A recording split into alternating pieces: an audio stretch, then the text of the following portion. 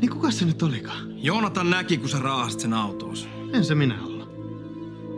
Pitäisikö sun käydä optikolla? Kai sä tajuat, että sä hävisit. Kerro totuus.